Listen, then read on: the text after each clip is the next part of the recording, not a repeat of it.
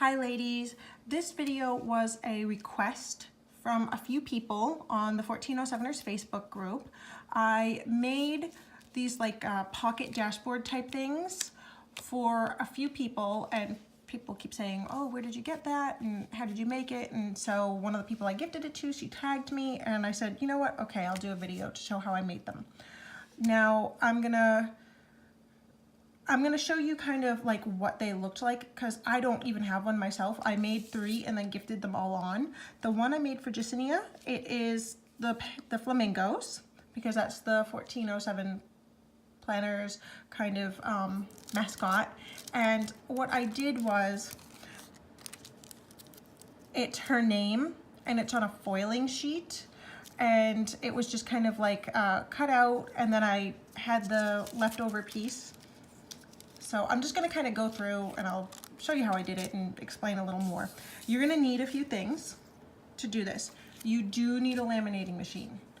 I find that you get the best results with the 5mm laminating pouches, and I know you can get like the adhesive laminating sheets, but they're just too flexible. I think this works better with the thicker stuff.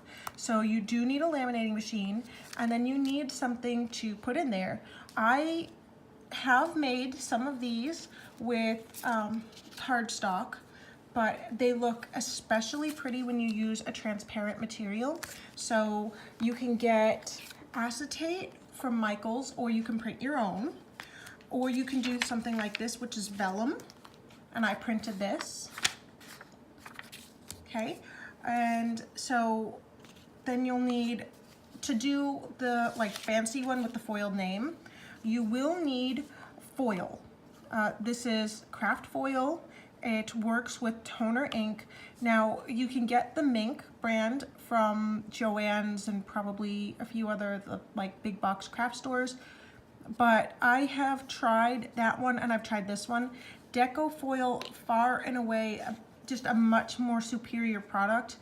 This one, you tend to end up with a lot of like the leftover black specks in the background because it doesn't adhere as well. Whereas this one tends to just stick down, and it's wonderful, and it's a lot less expensive, and it comes in all different colors and finishes and stuff, like the holographic I just showed. So then you will need the pockets from the Target Dollar Spot. Now you could probably get one of the Foxy Fix ones if you can't find these, or I think Heidi Swap sells them. There are different ones out there, and I know Coco Daisy put them in their planner kits, so they're starting to become more of a thing and easier to find. Okay, so first things first is choose your paper, and then you want to cut it to size.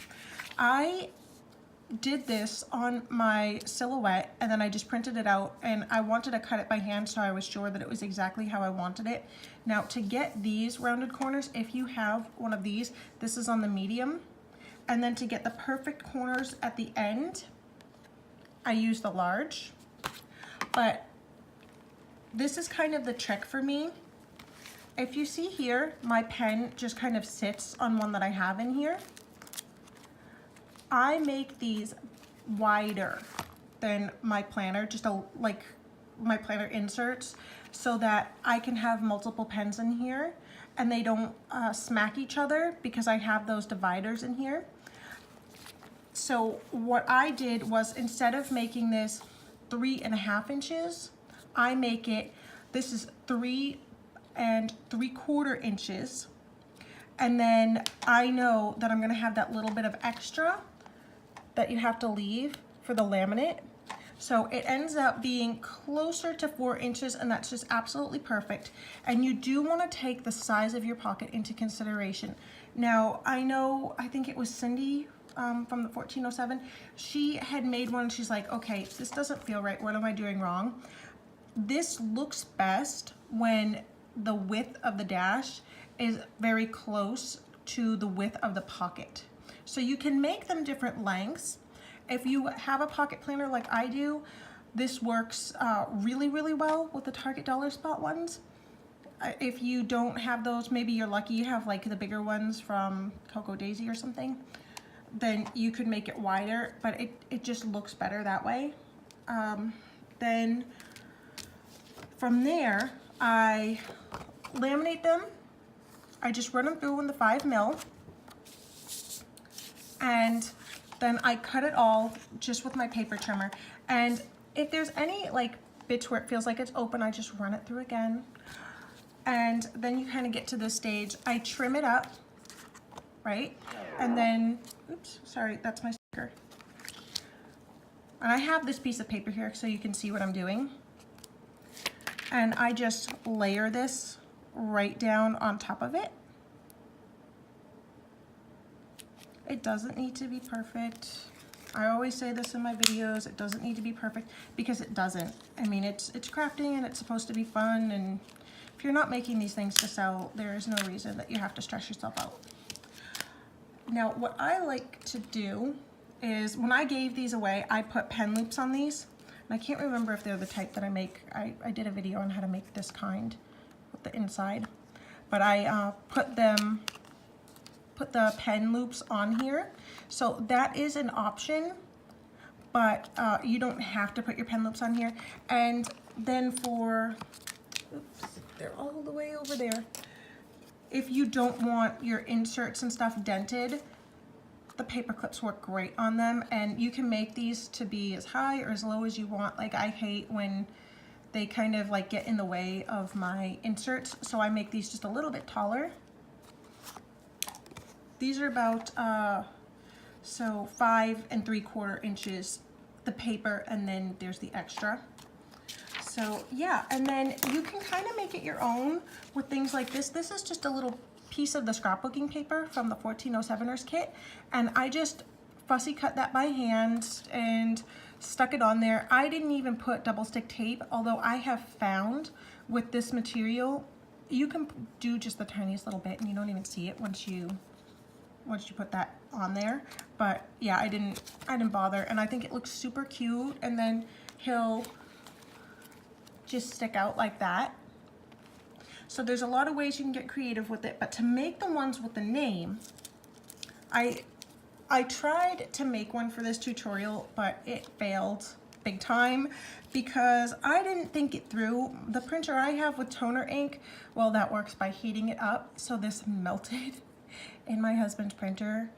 He handled it well, but what I did was this font is Lemon and Honey on Silhouette Studio, and I made it the width that I wanted and the size that I wanted. I have found that if you're gonna do these with the foiled letters and then you're gonna take the extra piece and use that, you need to use something that's a little bit wider.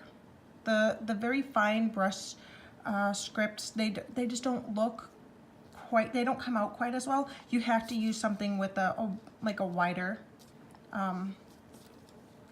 font, a bold font, I guess you could say. And then because this was like melted and stuff, this one didn't take very well, but you can see, and like this got folded because this was in there and it was like curled and stuff.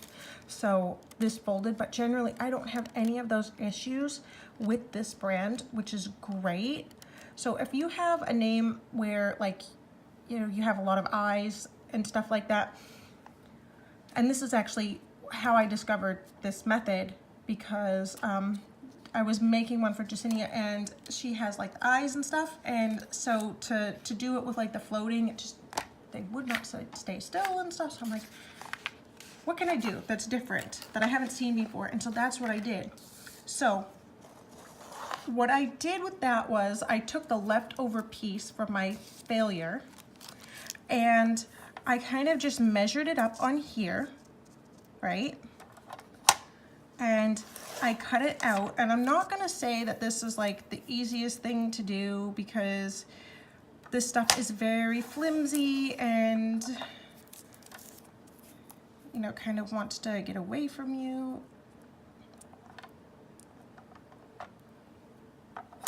See, this is why I had to swap out to avoid 30 minutes of you guys watching me like struggle with this stuff. Okay, now the thing is, on the one I made for her, I rounded the corners. So the one that Jacinia has, it is just her name, and it's this part, not this part. So I took this and I rounded the corners. It can be done. It's a little bit flimsy, but it can be done, and I highly recommend this particular corner rounder. They make a bunch of different ones. Let's see, this one's giving me a bit of trouble.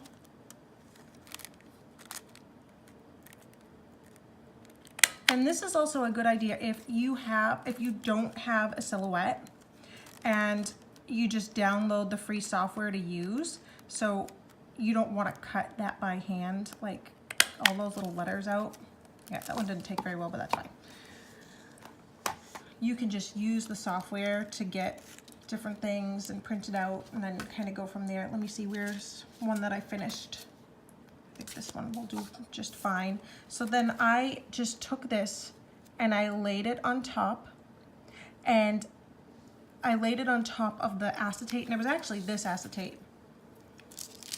And then I put it in the laminating pouch and prayed as I ran it through, and it did work. And it came out really well. So it's just her name with like the foiling reversed. So she doesn't have this, she has this. And I just want to say, when you're laminating foiled items, it doesn't always go well. Like if I were to put this through the laminator, it might not work. It might end up like kind of crackled and weird. That happens. I am not sure what the difference is, but when you put this through the laminator, that doesn't happen. So you'll maintain that sort of holographic effect, or if you use like just a pretty solid foil, you will maintain that pretty solid foil effect. You won't get it all like kind of brushed nickel type thing happening there.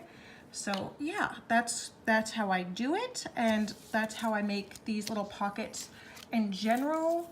And it's a lot of fun, and it's very easy to do. All right, see you guys next time.